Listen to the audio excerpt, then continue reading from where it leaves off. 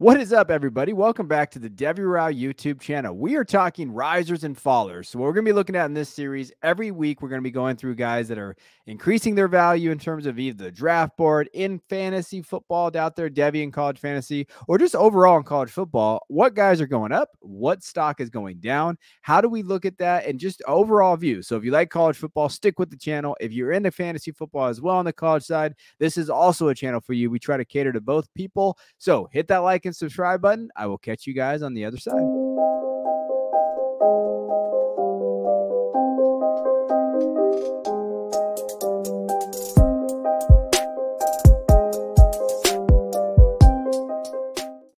All right, so we're going to go risers and fallers, and of course, we're going to start with risers first. So let's get into it. Let's talk about it. Biggest riser, Keon Coleman. Now, I am going to go with PFF grades and kind of give you more detail break on most of these players. Keon Coleman just did this tonight, and I have to get this video out tomorrow because I got a family and life. So 9 catches, 122 yards, 3 touchdowns. I have a current big board. So if you go underneath in the description, I write for Football Guys, a website. I do a top 36 Superflex big board.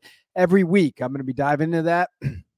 If you take a look at where Keon Coleman is, he's probably a little higher now, but I actually had him pretty highly ranked prior to this. So just to kind of give you an idea, I mean, he was phenomenal tonight against LSU. He looked dominant out there at the size and frame that he is and his explosiveness. You have to love what Keon Coleman did tonight against LSU. Shout out to Keon and essentially getting Florida State, they're a playoff contending team, and that offense looks absolutely phenomenal. He gives them a different dimension out there, and so shout out to him. I think a lot of people, I already heard first-round draft buzz out of there from this game. So if he can keep this going, you can see what he did at Michigan State. It was really smart for him to transfer from Florida State, so I had to give a shout-out to Keon.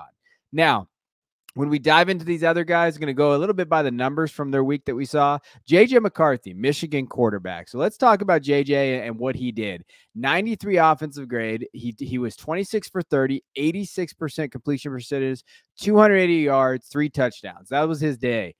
Really, really good day. Really, really good overall what he was able to do. Big time throw was really good at 6%. I think the 2 areas that are probably the most important for JJ are his turnover-worthy play percentage and his offensive grade under pressure.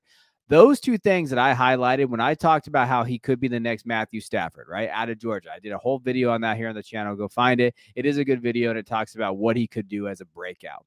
He looked really good in those 2 areas, as long as he doesn't turn over the ball. And if he does better under pressure, which he looks like his mechanics got better, his footwork got better, everything looked like he got better there, then we're talking about who could be QB3 of this class, right? We know that it's going to be Williams and May, right? We know those are the top 2.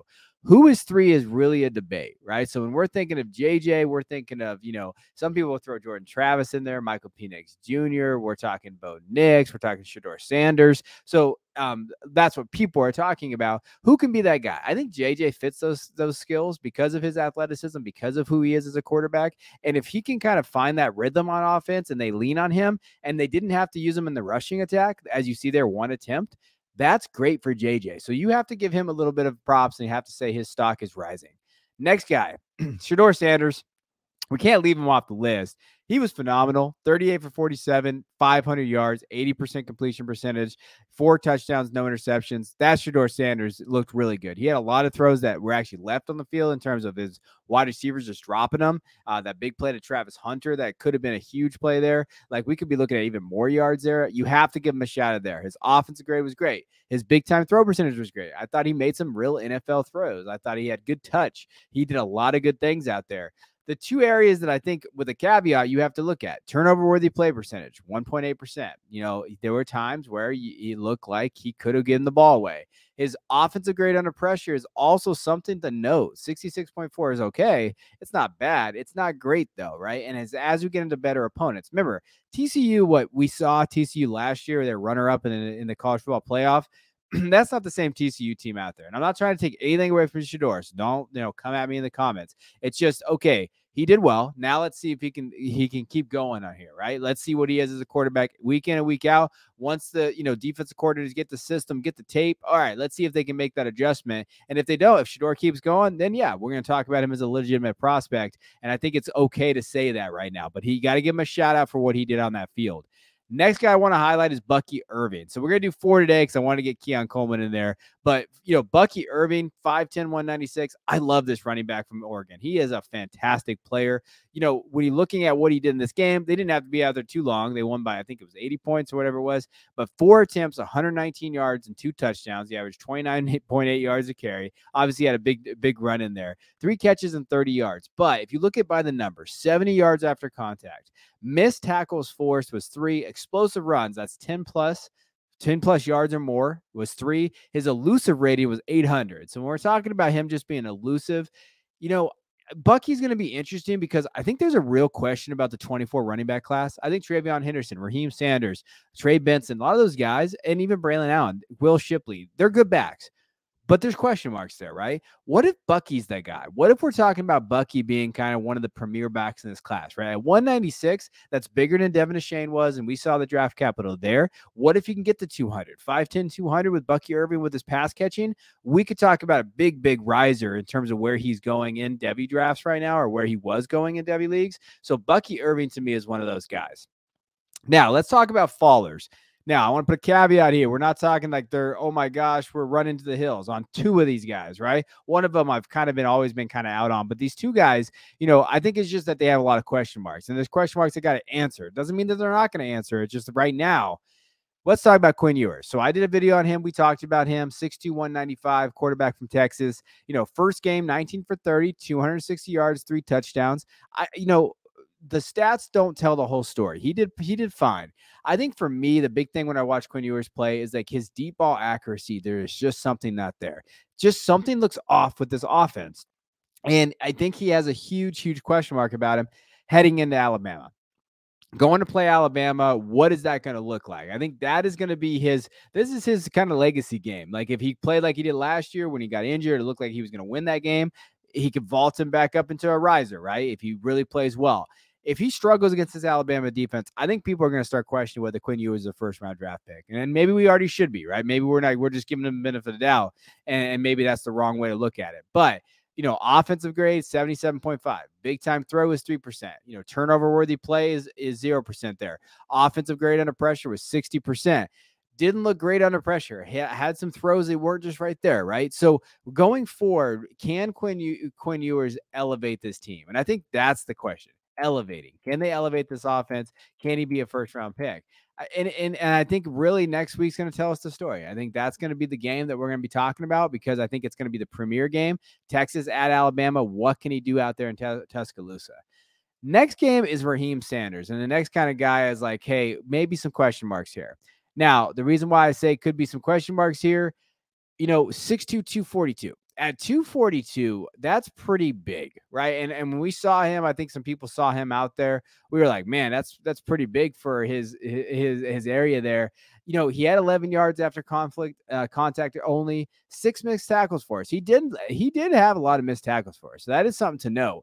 He was able to do that, but I think the explosiveness is where it concerns you. Only 1 explosive run, and he's going to get the touchdowns. You see it there. You got 2 touchdowns, yeah. And we're going to see that because of how big he is.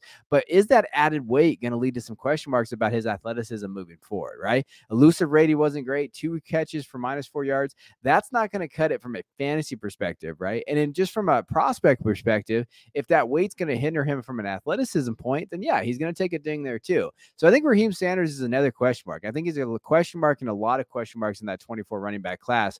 And I think it's just something to be aware of when you're thinking of value and Devy value, but just overall, like, hey, KJ Jefferson really stepped up. Some of these other running backs out there, Trey Benson, Bucky Irving, they're stepping up. So, maybe Raheem's not a top 2 back.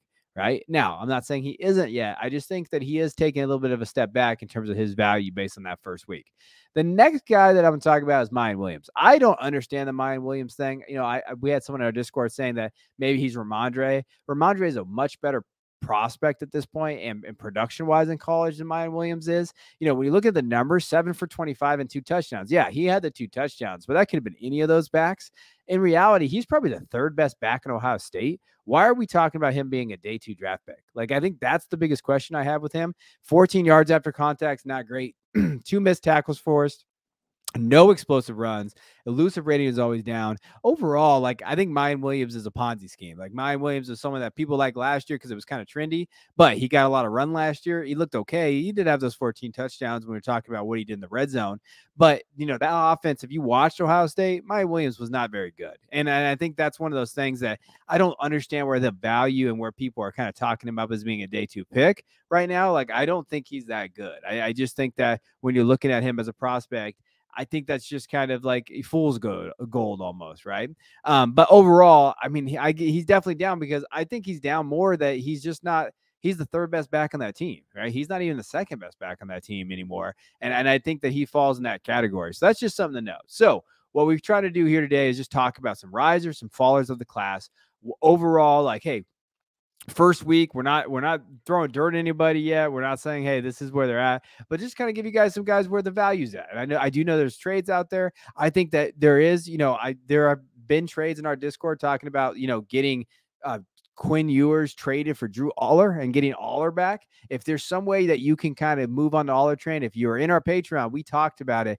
The 3 quarterbacks we were comfortable drafting this year in Devy was Caleb, Drake, and Aller, right? Those are the only 3. Aller has a chance to really be special after what he saw. I could have put him on the risers as well, just didn't have enough room. So appreciate you guys. Hit that like and subscribe button. Hope you guys have been enjoying college football.